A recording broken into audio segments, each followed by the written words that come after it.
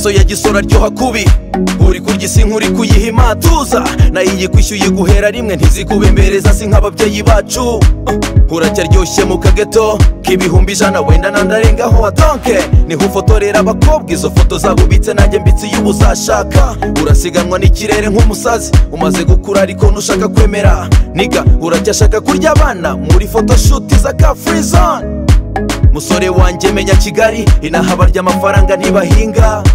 Naho ibyo kuba umutsaperi bisigira urubyiruko, dore washeshe akanguhe. Wageze i Kigali nibyo warasirimutse, uracya mu gitondo umenya WhatsApp. Ejo bundi uba admin umutwe urabyimba wumva ufashe igihugu. Ngiyo ya mihuro buri weekend, urashaka ishema ni nawe witanga menshi. Kandi mobile money yiwanyu ntukina yibuka konseye wacusha. Yazonze abana na ba nyina, yeah. Dore yigize ruha rwaho. Barashaka ifoto, barashaka ikuzo, barashaka kwamamara kurenga Donald Trump. Yipasa murefu, aba yatwita agasozi. Umufuka we urarangaye, barashaka ifoto. Babahungu budutisi bazi ko bafashe Kigali, bazi kureshya inkumi nibyo mubaseke ntacyo mupfanasha. Wowe unywera ikigare da, naho we anywara uko agaragiwe. Niga ushaka kurya ifaranga rye, zana n'abakobwa arakana kredi.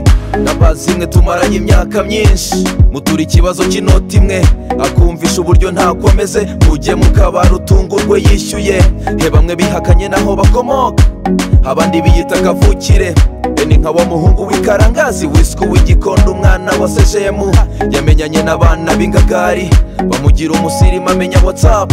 Uracya mu gitondo aba admin umutwe urabyimba yumva afashe igihugu. Ngiyo ya mihuro buri weekend, arashaka ishema ni nawe witanga menshi. Murumuna waho yiga nta n'igihumbi aheruka kumwoherereza. Yazonze abana na ba nyina, yeah. Dore yigize ruha rwaho. Barashaka ifoto, barashaka ikuzo, barashaka kwamamara kurenga Donald Trump. Yipasa murefu, aba yatwita agasozi. Umufuka we urarangaye, barashaka ifoto.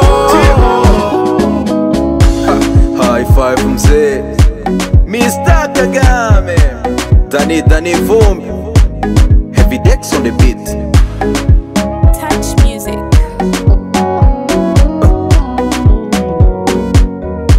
Manika twese dukunda ifoto.